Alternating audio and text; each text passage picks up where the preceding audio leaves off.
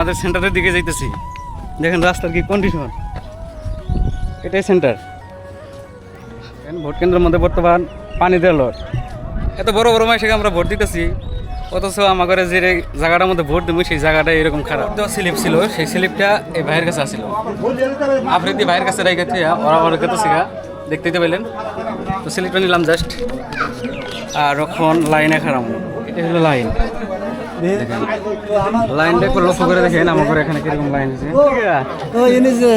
মাঝখানে খারাইলেন